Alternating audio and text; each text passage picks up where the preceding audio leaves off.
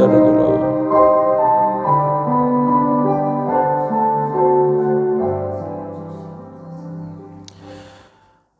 쉽고 편하게 가는 것이 주님의 길이라면 그 길을 다 쫓아갈 것 같아도 사실은 쉽고 편한 길이 주님의 뜻이라 주님의 마음대로 주님의 뜻대로 살기 원하는 것이 아니라 쉽고 편하진 않아도 그것이 바른 길이기 때문에 그 길을 가는 우리 되게 하여 주시옵소서.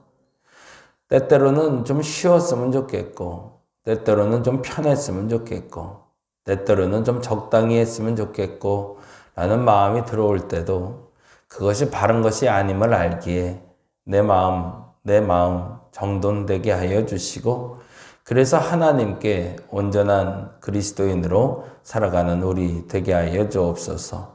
쉽지 않지만 때로는 편하지 않지만 그러나 바른 길이기에 그 길에서 온전해지는 우리 되게 하여 주시옵소서.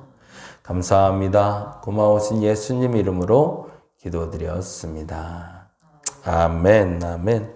창세기 27장 말씀 볼까요? 27장 1절에서 13절인데 같이 읽고 말씀 나누도록 합니다. 27장 1절에서 13절 같이 읽겠습니다.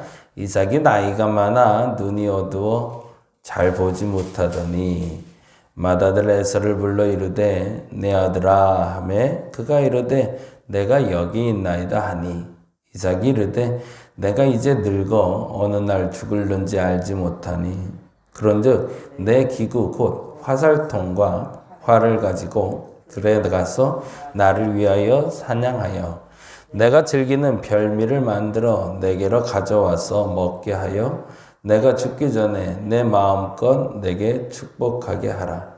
이삭이 그의 아들 에서에게 말할 때에 리브가가 들었더니 에서가 사냥하여 오려고 들로 나가매 리브가가 그의 아들 야곱에게 말하여 이르기를 내 아버지가 내 형 에서에게 말씀하시는 것을 내가 들으니 이르시기를 나를 위하여 사냥하여 가져다가 별미를 만들어 내가 먹게 하여 죽기 전에 여호와 앞에서 내게 축복하게 하라 하셨으니 그런즉 내 아들아 내 말을 따라 내가 내게 명하는 대로 염소떼에 가서 거기서 좋은 염소 새끼 2마리를 내게로 가져오면 내가 그것으로 내 아버지를 위하여 그가 즐기시는 별미를 만들리니 내가 그것을 내 아버지께 가져다 드려서 그가 죽기 전에 내게 축복하기 위하여 잡수시게 하라.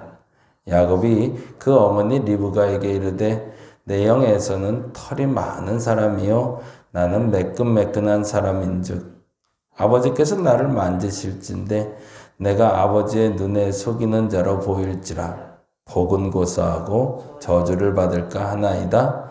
어머니가 그에게 이르되 내 아들아 너의 저주는 내게로 돌리리니 내 말만 따르고 가서 가져오라. 아멘.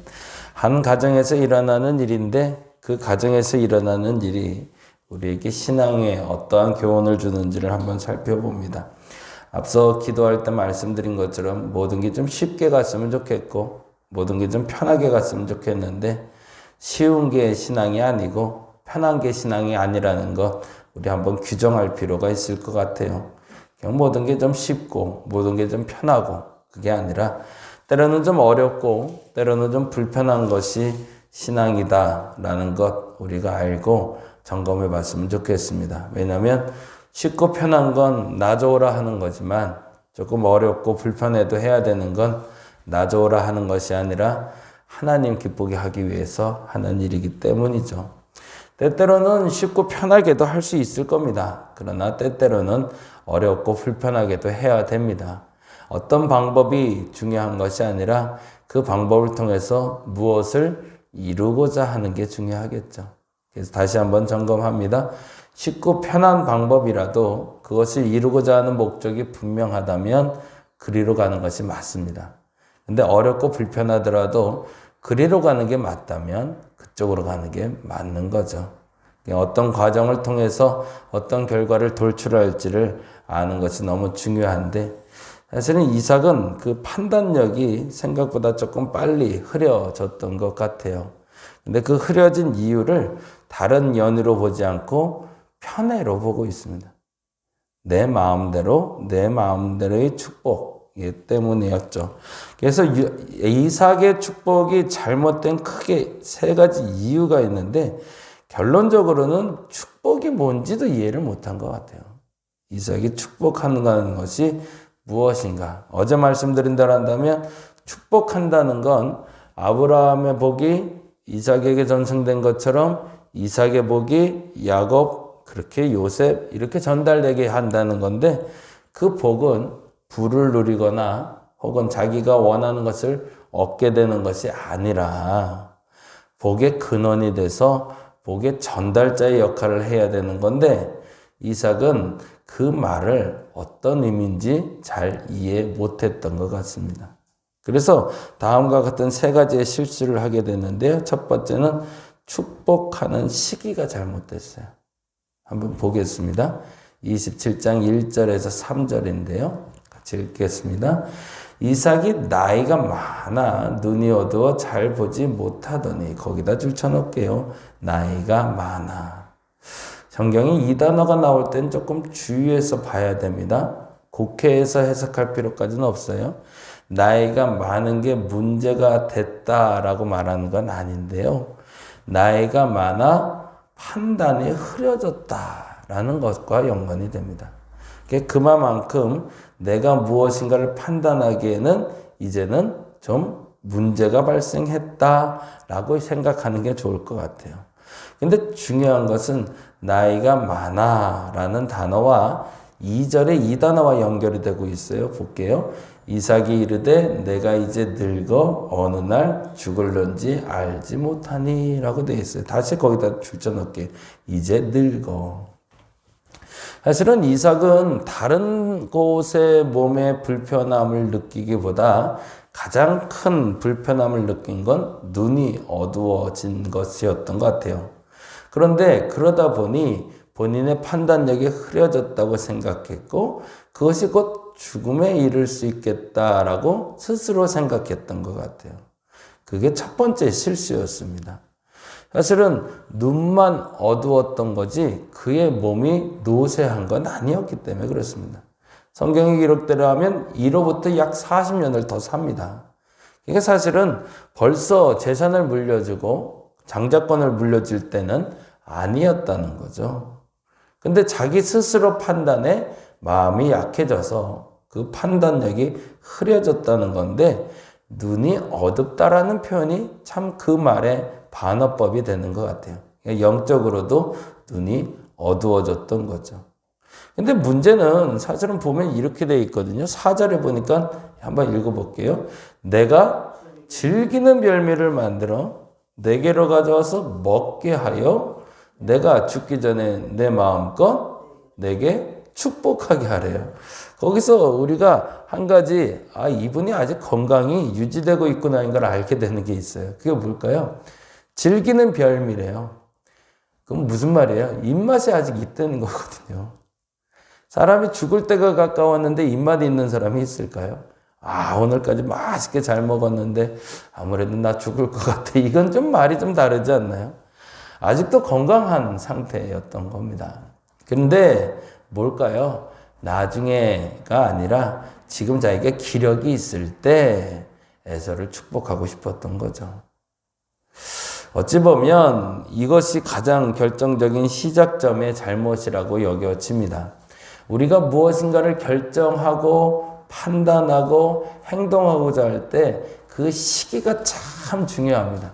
그래서 기회를 놓쳤다, 기회를 잡았다라고 얘기하는데 그 기회를 놓쳤다, 잡았다의 기준은 시간에 있죠. 무엇을 해야 될 때인지를 아는 지혜를 구할 수 있는 오늘이 되기를 간절히 바랍니다. 하고 싶다고 오늘 하는 게 아니라 하고 싶어도 오늘 해야 할 때 하는 겁니다. 그런데 하고 싶다고 내 마음대로 하는 건 문제가 발생하더라라는 걸 알려주는 거죠. 두 번째로 문제가 되는 건 우리가 잘 아는 대로 4절, 5절 때문입니다. 5절 말씀 읽어볼까요? 5절 말씀. 이삭이 그의 아들 에서에게 말할 때에 라고 되어 있어요. 그리고 6절 읽어볼게요. 리브가가 그의 아들 야곱에게 말하여 이르되 라고 되어 있죠. 무슨 말이죠? 축복의 대상이 잘못됐던 거죠. 앞서 말씀드린 대로 오늘 하고 싶다고 오늘 하는 게 아니라 오늘 하고 싶어도 오늘 하지 말아야 되면 하지 말아야 되는 것이 문제를 일으키지 않는 방법입니다. 둘 번째는 대상이 분명해야 되는데 그 대상이 틀렸죠. 하나님은 분명 야곱에게 축복한다고 약속을 해놓으셨고 야곱에게 장자권이 있다고 약속까지 해두셨는데 근데 당장 축복을 해야 될 때는 자기가 좋아하는 에서에게 축복하려고 결정하는 이삭을 보게 되는 거죠. 그래서 또 문제가 발생함을 보게 되고요. 그리고 마지막 세 번째로 중요한 것이 축복의 방식입니다. 축복의 방식을 좀 볼게요. 4절과 7절인데 같이 읽어볼게요. 내가 즐기는 별미를 만들어 내게로 가져와서 먹게 하여 내가 죽기 전에 내 마음껏 내게 축복하게 하라 라고 되어 있어요. 축복을 누가 주는 거죠 지금? 다시 읽어볼게요. 7절 읽어봅니다. 나를 위하여 사냥하여 가져다가 별미를 만들어 내가 먹게 하여 죽기 전에 여호와 앞에서 내게 축복하게 하라 라고 되어 있어요. 그러면 여기서 축복 주는 사람이 누구예요? 이삭인 거죠. 하나님이 줘야 되는 축복을 자신이 중심이 돼서 주고 있는 거죠. 뭐가 잘못될까요?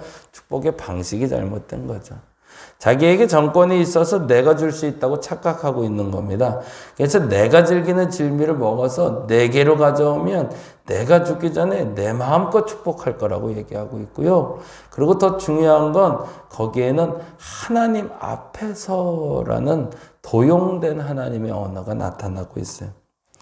우리가 무엇인가 잘못 결정하고 잘못 판단하게 될 때 크게 세 가지의 실수를 하더라는 거죠. 첫째는 시기의 실수를 합니다.